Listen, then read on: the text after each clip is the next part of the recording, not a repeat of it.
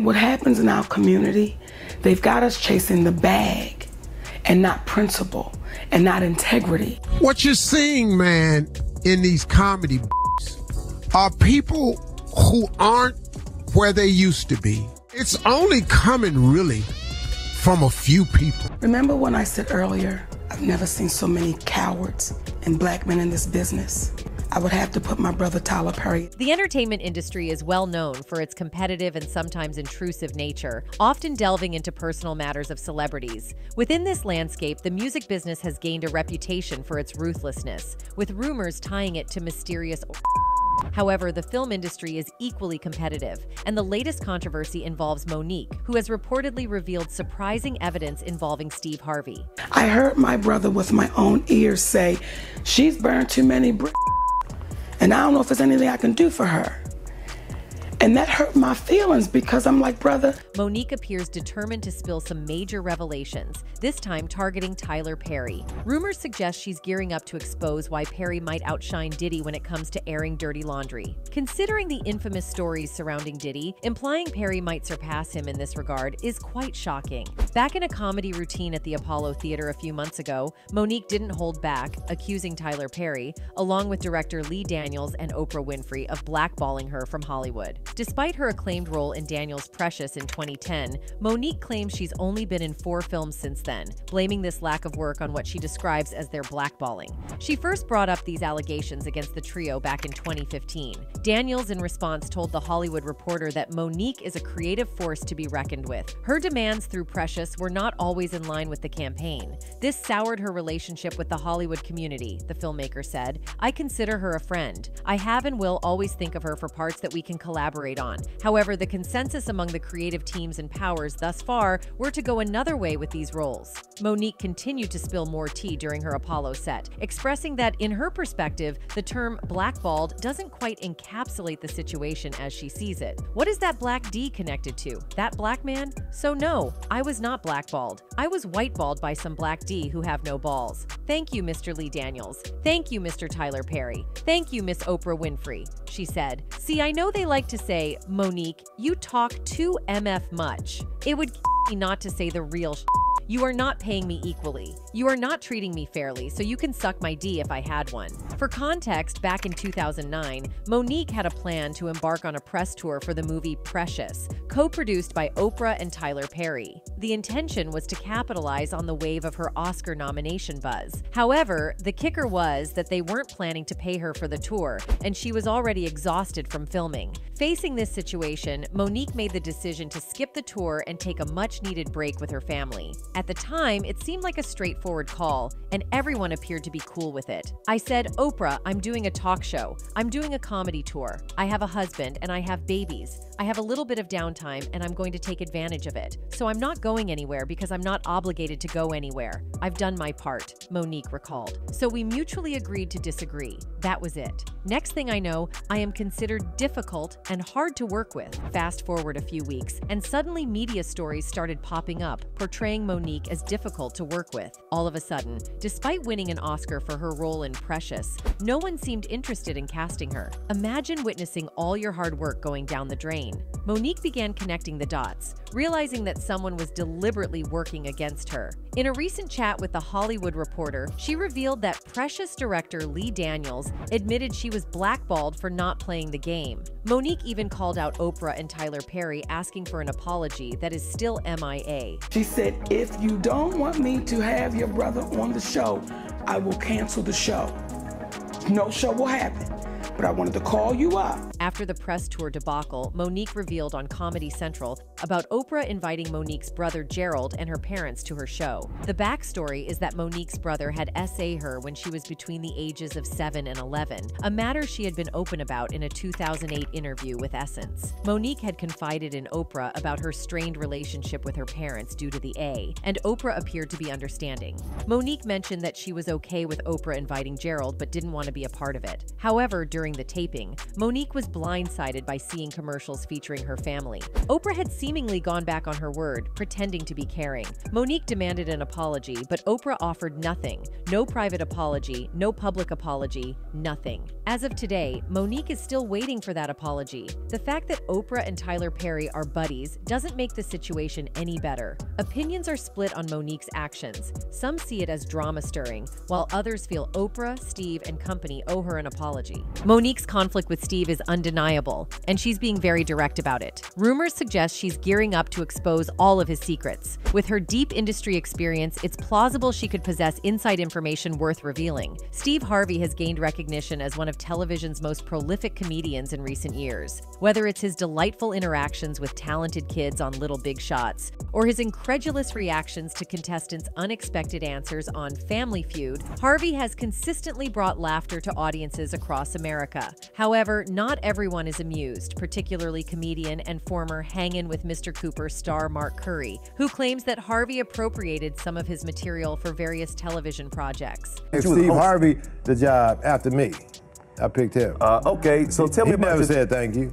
So what's up with you and Steve, man? Ain't nothing with me. Well, Steve stole my material. This contentious relationship has spanned several years, with Mark attributing their issues to Steve allegedly pilfering his jokes during his appearance on the Mike and Donnie show on Fox Souls in December 2019. Somebody called me and said, man, homeboy doing your material. So he did my whole Halloween run.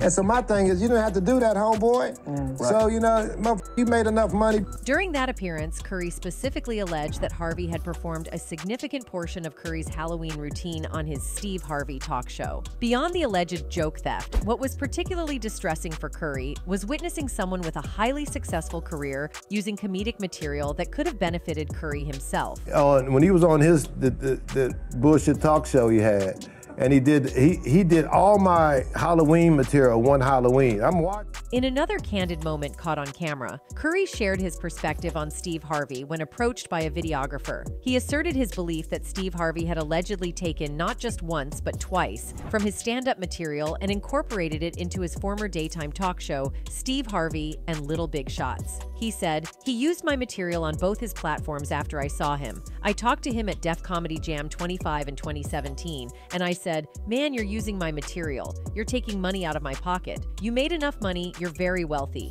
You don't have to take it from me." Just a few days after Mark made his allegations about Steve Harvey appropriating his material, the host of Family Feud chose to address the issue. In a new interview with TMZ, Steve Harvey vehemently denied the accusations, stating that he did not take any of Mark's jokes. "I'm getting sick of this right here. Mark Curry needs to grow up," Steve began. "Steve Harvey ain't been on a stage since 2015. Ask Mark Curry what joke he's talking about." When the interviewer revealed that Mark had said Steve used his joke on Little Big Shots, Steve replied, "Are you kidding me? Get a life, get a career," Steve later said. "I've never stolen a joke in 35 years. Williams has also alleged that Harvey, who starred as a high school music teacher on 1996's The Steve Harvey Show, lifted the premise of his show from comedian Mark Curry. Curry starred as teacher Mark Cooper on the sitcom Hangin' with Mr. Cooper, which debuted in 1992. The same Steve that went to go watch Mark Curry do his whole sitcom and then stole everything Mark Curry had, Williams said. Now Steve got a sitcom where he's the principal and he wears a suit.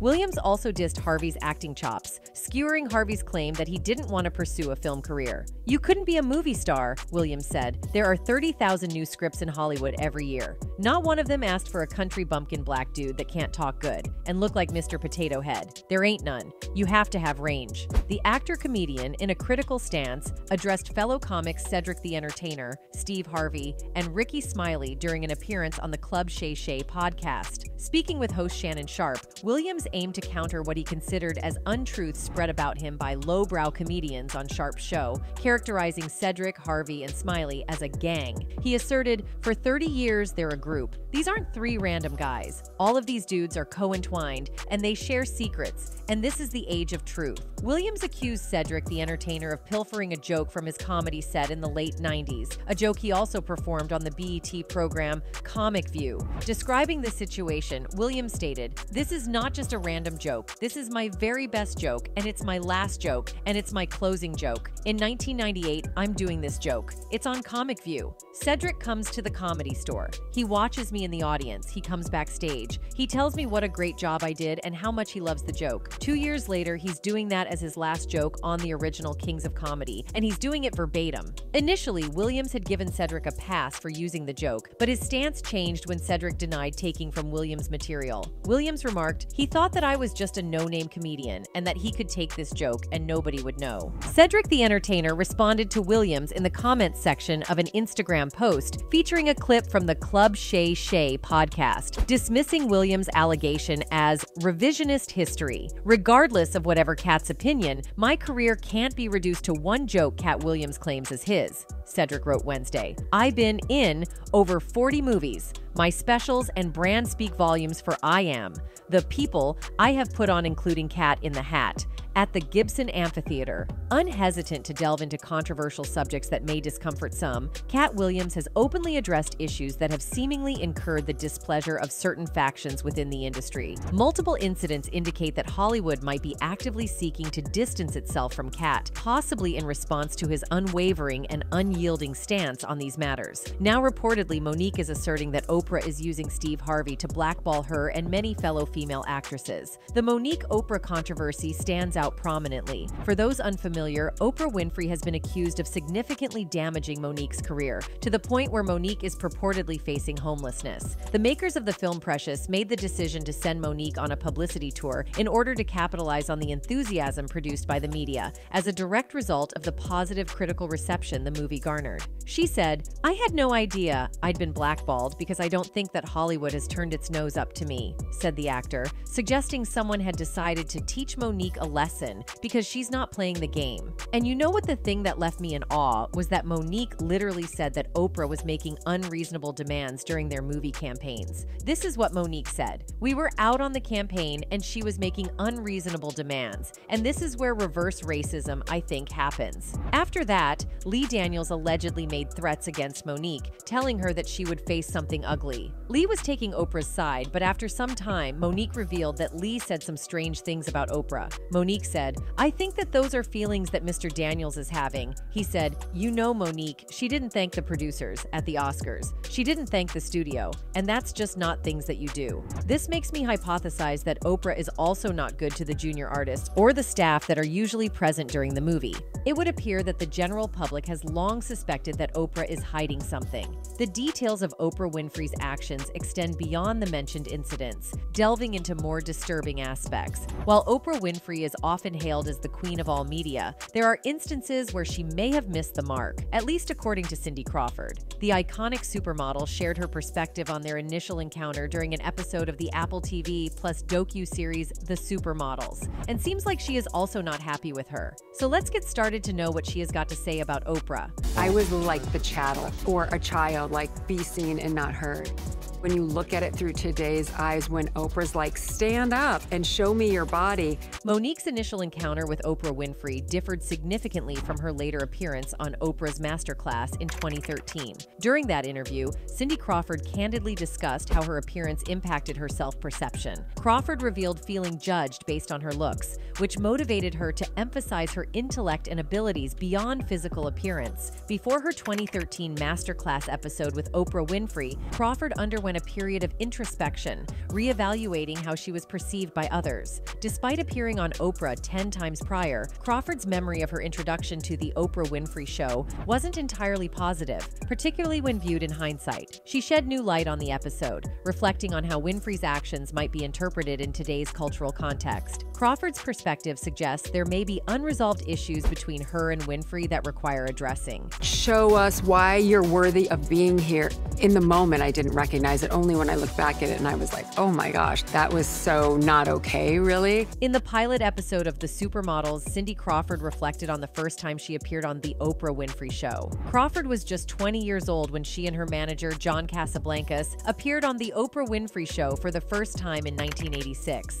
Interestingly, it was not only Crawford who was learning the Winfrey's show had just been syndicated in September of that year. Winfrey directed many of her questions to Crawford's manager, asking him, via Today, "So did you have to G her? Did she always have this body?" Winfrey then addresses Crawford and asks the model to stand up so that everyone can see her. Crawford commented on this particular Oprah segment in the Supermodels episode. "I was like the chattel or a child, like be seen and not heard when you look at it through today's eyes." When Oprah's like, "Stand up and show me your body. Show us why you're worthy of being here." The former supermodel found the interview distressing, expressing, "I was so traumatized. I really felt I was not seen as a person who had a voice in her own destiny," as reported by the Los Angeles Times. Crawford admitted that she didn't fully grasp the extent of it at the time, but with age, she came to realize how inappropriate the situation was. Following Crawford's public comments, Oprah Winfrey appeared to respond by taking down the interview from YouTube. Cindy Crawford publicly confronted Oprah Winfrey over her handling of a 1986 interview, and nearly 4 decades later, social media users shared their varied opinions. One person dismissed the issue, stating, "I went back to watch the whole interview. Cindy Crawford was a new up-and-coming model. Oprah was glorifying how amazing Cindy's appearance was. Cindy, if you are looking for a moment to be a victim, you are truly reaching. Weird times we live in, where people want to be victims for a narrative." Even Oprah Winfrey's close friend Gayle King commented on the situation, despite not having seen the interview. King expressed surprise and a slight disappointment, saying, "I'm surprised and a little disappointed, because I know Cindy's been on her show many times, and it has always been a pleasant experience. So I would hate to think that something that happened years ago could have bothered her. It's not Oprah's thing to humiliate or make anybody feel badly." King also added that, to her knowledge, Winfrey and Crawford's relationship was still in good standing. Interestingly, in 1986, the billionaire shared insights about her interviewing approach with the New York Times. She stated, "Vulnerability is the key. People appreciate when you can be honest. It lets them feel more comfortable about being themselves," and later added, "I understand my commonality with the human experience. It's worth noting that a dose of that vulnerability and commonality might have had a significant impact on an interview with a certain model a few months later." This is not it. Oprah Winfrey and Taraji P. Henson recently found themselves in the midst of rumors suggesting a feud during the press tour for the upcoming Color Purple musical film.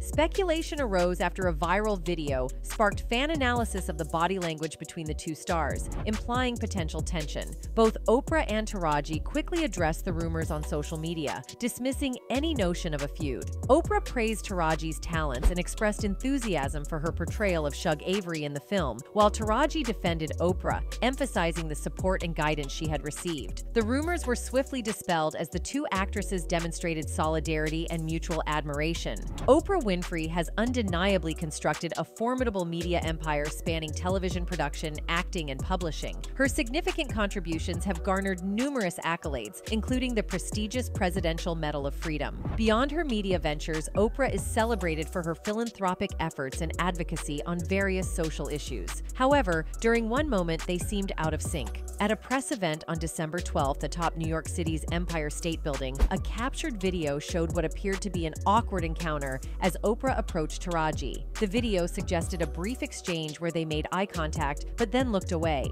It was reminiscent of those uncomfortable elevator rides with colleagues you may not get along with. Meanwhile, Taraji P. Henson, born on September 11, 1970, is also a highly accomplished actress known for her versatile roles in film and television. With a career spanning over 2 decades, Taraji gained widespread recognition for her dynamic portrayal of Cookie Lyon in the popular TV series Empire. While Taraji may not wield the same level of influence as Oprah, she has garnered critical acclaim and accolades, including an Academy Award nomination for her role in The Curious Case of Benjamin Button. Beyond her acting prowess, Taraji is celebrated for her advocacy efforts, particularly addressing issues such as pay disparity and equal opportunities for Black women in Hollywood. Each woman has made significant contributions in her own right, impacting the entertainment industry and beyond in unique ways. However, she is not as influential as Oprah. Oprah Winfrey and Taraji P. Henson maintain a relationship of mutual respect and admiration, despite rumors suggesting discord between them.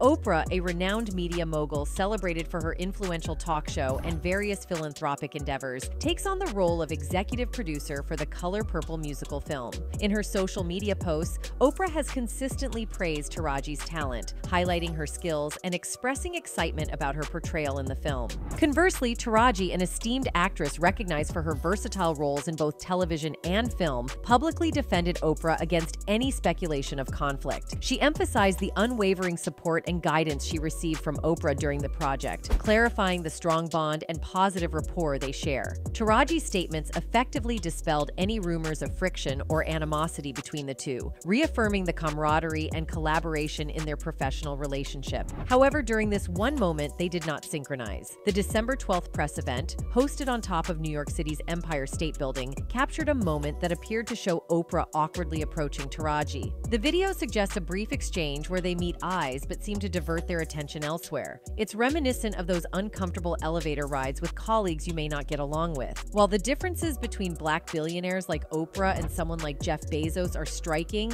the narrative shifts to a broader discussion about struggles, particularly in Hollywood. Taraji recently addressed the challenges faced by black actors, shedding light on pay disparities and inequality within the industry. This issue is not unique to her, as Gabrielle Union, Keke Palmer, and other black actors have also spoken out about the disparity between their efforts on screen and the compensation they receive. The speculation around a possible discord between Oprah and Taraji may stem from concerns that financial troubles could overshadow the film. Produced by Steven Spielberg, Quincy Jones, and Oprah herself, there may be a shared desire to keep the focus on the project rather than personal financial matters. Interestingly, Oprah, despite her immense wealth, can relate to the money struggles faced by black actors in Hollywood. In a December 19th interview with Oprah Daily alongside her bestie Gayle King, Oprah revealed that she received only $35,000 for her role as Sophia in the original The Color Purple. She emphasized that she would have taken on the role for nothing, highlighting a shared understanding of the financial challenges within the industry.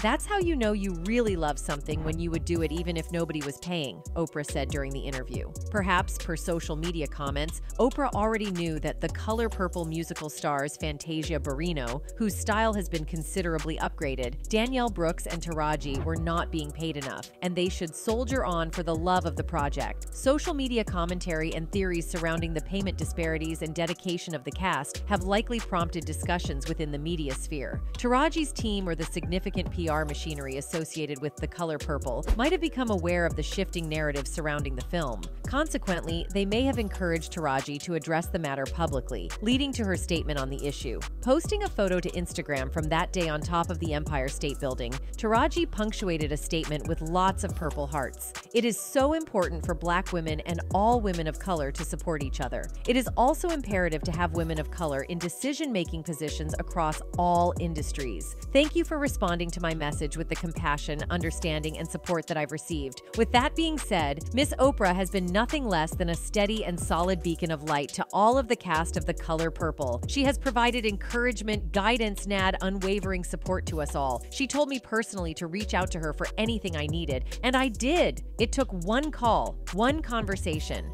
and one decision-making black woman to make me feel head. Thank you, Miss Oprah, for all that you do." However, Black Twitter, and anyone else who has been watching the body language shift in these press clips, still seem to feel that something is definitely up. One of them wrote, "As the executive producer, though, did Oprah need to be so involved and in front of cameras like this? Diddy vibes." Another one added, "For years, Oprah has this thing with putting her hands on others' shoulders to the point it like a signal." One more commentator wrote, "Well, I'm not surprised there might be friction with Taraji and Oprah, because Taraji said she almost had to pass on The Color Purple due to salary. But seemingly, it is all done by Steve, possibly due to strengthening his position in the industry." That's it for today. See you in the next video. Until then, goodbye.